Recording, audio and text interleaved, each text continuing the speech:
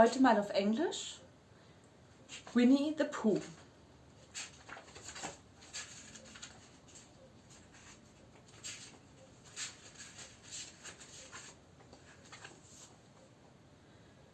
Chapter 1, in which we are introduced to Winnie the Pooh and some bees, and the story begins. Here is Edward Bear, coming downstairs now, bump, bump, bump, on the back of his head, behind Christopher Robin. It is, as far as he knows, the only way of coming downstairs, but sometimes he feels that there is really another way, if only he could stop bumping for a moment and think of it. And then he feels that perhaps there isn't. Anyhow, there he is at the bottom and ready to be introduced to you. Winnie the Pooh.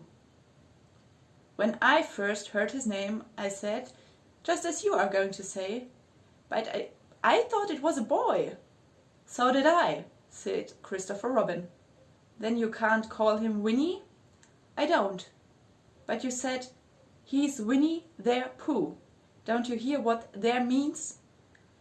Yes, no, I do, I said quickly. And I hope you do, because it's all the explanation you are going to get.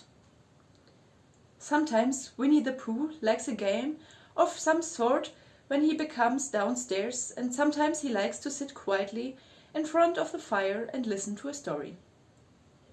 This evening... What about a story? Said Christopher Robin.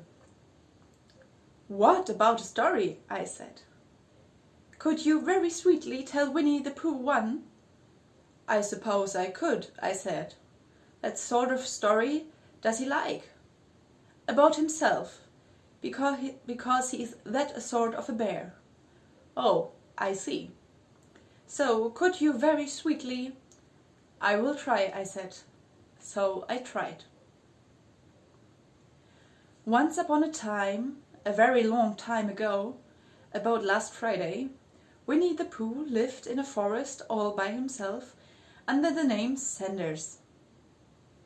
What does under the name mean? Asked Christopher Robin. It means he had the name over the door in golden letters and lived under it. Winnie the Pooh wasn't quite sure, said Christopher Robin. Now I am, said a growly voice. Then I will go on, said I. One day, when he was out walking, he came to an open place in the middle of the forest. And in the middle of this place was a large oak tree, and from the top of the tree there came a loud buzzing noise. Winnie the Pooh sat down at the foot of the tree, put his head between his paws, and began to think. First of all, he said to himself, that buzzing noise means something. You don't get a buzzing noise like that, just buzzing and buzzing, without it meaning something. If there's a buzzing noise, somebody's making a buzzing noise. And the only reason for making a buzzing noise that I know is because you are a bee. Then he thought another long time and said, and the only reason for being a bee that I know of is making honey. And then he got up and said, and the only reason for making honey is so as I can eat it. And he began to climb the tree. He climbed and climbed and climbed, and he climbed, and as he climbed he sang a little song to himself. It went like this. Isn't it funny how a bear likes honey? Buzz, buzz, buzz, I wonder why he does. Then he climbed a little further, and a little further, and then just a little further. By that time he had thought of another song. It's a very funny thought that, if bears were bees, I'd build their nest at the bottom of trees. And that begins, so if their bees were bears, we shouldn't have to climb up all these stairs. He was getting rather tired by this time, so that is why he sang a complaining song. He was nearly there now, and if he just stood in that branch... Crack! Oh, help! said Pooh, as he dropped 10 foot on the branch below him. If only I hadn't, he said, as he bounced 20 foot on the next bench. "You see what I mean to do," he explained as he turned head over heels and crashed to another branch 30 feet below. "What I meant to do?" "Of course, it was rather," he admitted, as he slithered very quickly through the next 6 branches. "It all comes, I suppose," he decided as he said goodbye to the last branch, spun around 3 times and flew gracefully into a rose bush. "It all comes of liking honey so much. Oh, help!" He crawled out of the gorse bush, brushed the prickles from his nose, and began to think again. And the first person he thought of was Christopher Robin. "Was that me?" said Christopher Robin in an awed voice, hardly daring to believe it. "That was you." Christopher Robin said nothing, but his eyes got larger and larger, and his face got pinker and pinker. So Winnie the Pooh went round to his friend Christopher Robin, who lived behind a green door in another part of the forest. "Good morning, Christopher Robin," he said. "Good morning, Winnie the Pooh," they said. "I wonder if you got such a thing as a balloon about you." "A balloon?" "Yes, I just said to myself coming along, I wonder if Christopher Robin has such a thing as a balloon around him. I just said it to myself, thinking of balloons and wondering." "What do you want a balloon for?" you said. Winnie the Pooh looked around to see that nobody was listening, put his paw in his mouth and said in a deep whisper, "Honey." "But you don't get honey with balloons." "I do," said Pooh. "Well, it just happened that you had been to a party the day before at the house of your friend Piglet, and you had balloons at the party. You had a big green balloon, and one of Rabbit's relations had a big blue one and had left it behind, being really too young to go to a party at all, and so you brought the green one and the blue one home." "Which one would you like?" you asked Pooh. He put his hand between his paws and thought very carefully. "It's like this," he said. "When you go after honey with a balloon, the great thing is not to let the bees know you're coming. No, if you have a green balloon, they might think you were only part of the tree and not notice you. And you have a blue balloon, they might think you are part of the sky and not notice you. And the question is, which is most likely?" "Wouldn't they notice you being underneath the balloon?" you asked. "They might or they might not," said Winnie the Pooh. "You never can tell with bees." He thought for a moment and said, "I shall try to look like a small black cloud that will deceive them." "Then you had gone better with the blue balloon," you said, and it was decided. Well, you both went out with the blue balloon and took your gun with you just in case, as you always did, and Winnie the Pooh went to a very muddy place that he knew of, rolled and rolled until he was black all over.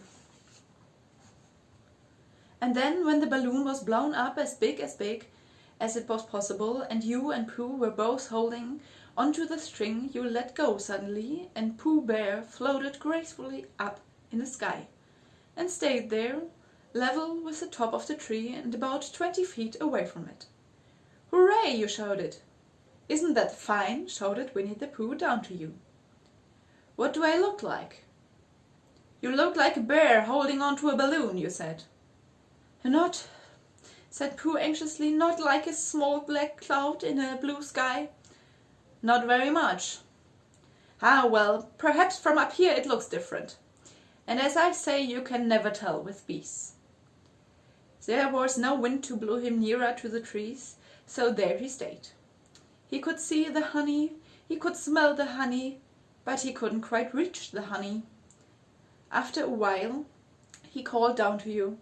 "Christopher Robin," he said in a loud whisper. "Hello? I think the bees suspect something." "What sort of thing?" "I don't know, but something tells me that they are suspicious." "Perhaps they think that you're after their honey." "It may be that. You can never tell with bees." There was another little silence, and then he called down to you. Christopher Robin?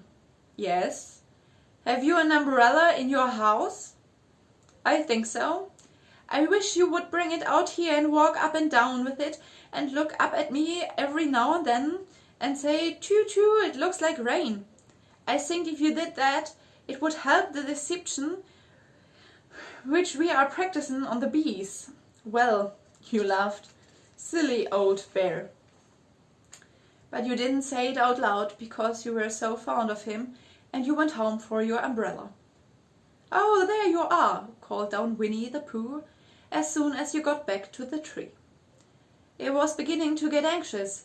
I have discovered that the bees are now definitely suspicious. Shh, I pull up my umbrella, you said. Yes, but wait a moment. We must be practical.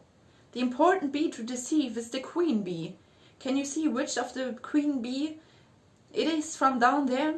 No. A pity. Well, no, if you walk up and down with your umbrella saying, choo choo, it looks like rain, I shall do what I can by singing a little cloud song, such as cloud might sing. Go.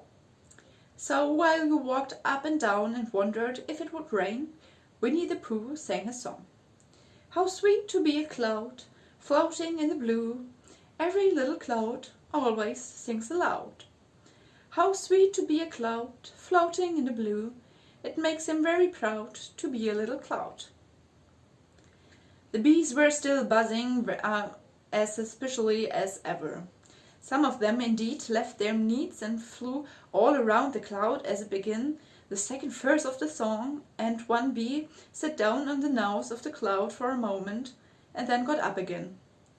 Christopher, ow, Robin, called out the cloud. Yes.